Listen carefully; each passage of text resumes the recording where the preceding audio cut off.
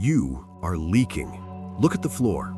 That dark, shimmering puddle spreading around your boots, that isn't just blood. That is your time running out. 10 minutes ago, you were a survivor. Now, you are a victim. There's a hole in you, a tunnel through your flesh that violates the most basic rule of biology.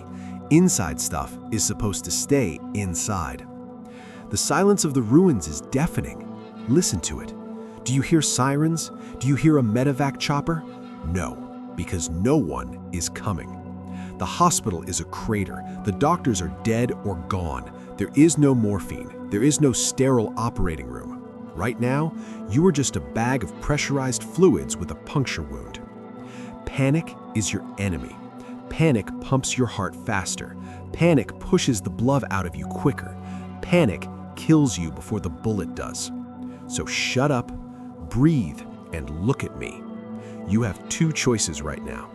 Option A, curl up, cry for your mother, and become fertilizer for the weeds in about 20 minutes.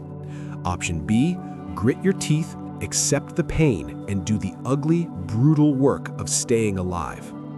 We are going to perform field surgery. It will be dirty, it will be agonizing, and it is the only chance you have. Let's get to work. Priority 1, volume retention. You cannot fix the engine if you run out of oil. You need to stop the leak immediately. Forget the Hollywood garbage about digging the bullet out. If you stick a knife in there to fish out the lead, you are just cutting more arteries. Leave it alone. The bullet is a souvenir now. Grab the cleanest fabric you can reach. A t-shirt, a shemagh, a dirty sock. In the apocalypse, clean is a luxury we don't have. Ball it up. Smash it directly onto the hole. Press hard. I don't mean hold it gently. I mean lean your body weight into it. You are trying to crush the blood vessels shut against the bone. You are trying to manually stop the hydraulic pump of your heart.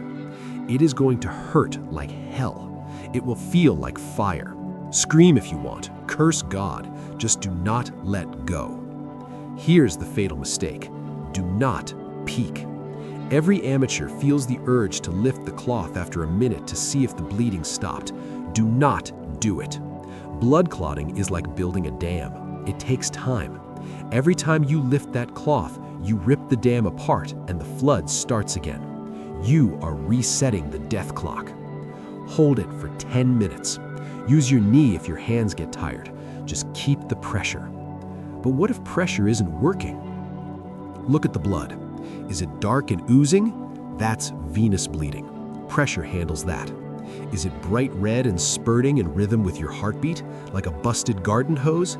That is arterial bleeding. You nicked the high pressure line. Pressure won't save you here.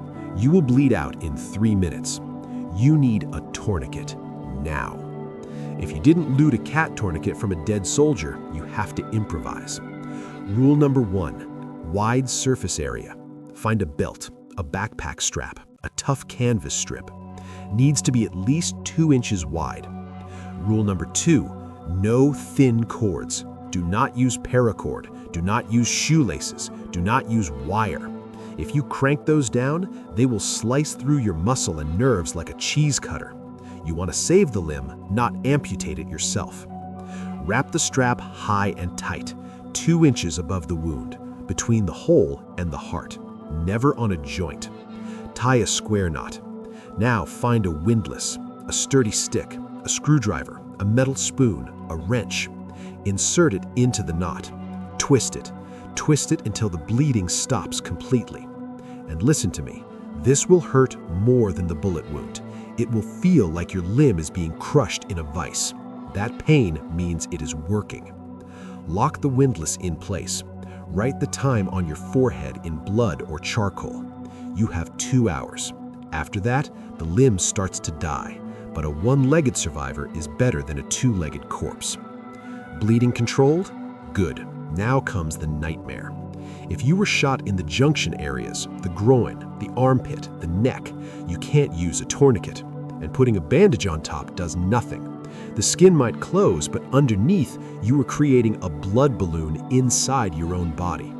You have to pack the wound. This requires you to override every instinct you have. Take your gauze. If you don't have gauze, rip a shirt into long strips. Locate the source of the bleeding inside the bullet hole. Take your finger, push the fabric inside the bullet hole. Yes, inside, deep, right to the bone. You have to fill the void from the bottom up. Push the gauze in. Feel the warm, wet tunnel of your own flesh. Find the artery if you can, and push the gauze right onto it.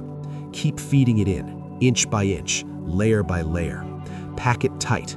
Pack it until you can't fit another scrap of fabric in there. You are building a solid wall of pressure inside your body to replace the tissue that was destroyed. Once it's packed to the surface, hold pressure again for 10 minutes. Then tape it down. Duct tape, super glue. Seal it like you are sealing a hull breach on a submarine, because you are. The bullet didn't just bring lead, it brought the wasteland inside you. Dirty clothing fibers, dust, gunpowder residue. Millions of bacteria are now throwing a party in your bloodstream. Infection is the silent sniper. It waits until you think you're safe, then it strikes with fever and sepsis. Flush it out. You need volume. Boiled water is best. Bottled water is fine. Pour it from high up. You need hydraulic pressure to blast the debris out. Do not use alcohol. I know what you saw in Western movies. Pouring whiskey on a wound looks tough. In reality, it burns healthy tissue, delays healing, and increases scarring. Drink the whiskey. Flush the wound with water. If you have antibiotics, fish mox, doxycycline, start taking them immediately. No meds? Look to nature. Raw honey. Smear it on the packing. It's a natural antimicrobial barrier. Crushed garlic. It stinks, but it kills bacteria. It's primitive, it's messy, but in the dark ages, it's all you have. You stopped the bleed, you packed the hole, you flushed the junk. Now get ready for the crash. Shock is coming.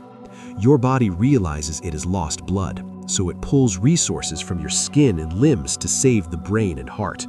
You will get cold, violently cold. You will get confused. You will want to sleep. Do not close your eyes. Lie down. Elevate your feet above your heart. Let gravity feed your brain. Wrap yourself in everything warm you can find. Blankets, coats, carpet. You need to trap body heat. Sip water slowly. Check your work. Is the tourniquet tight? Is the packing holding? If the dressing soaks through, reinforce it. Do not change it.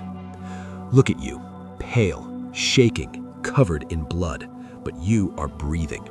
You stared into the abyss and you refused to blink. You did the ugly work. You bought yourself another day.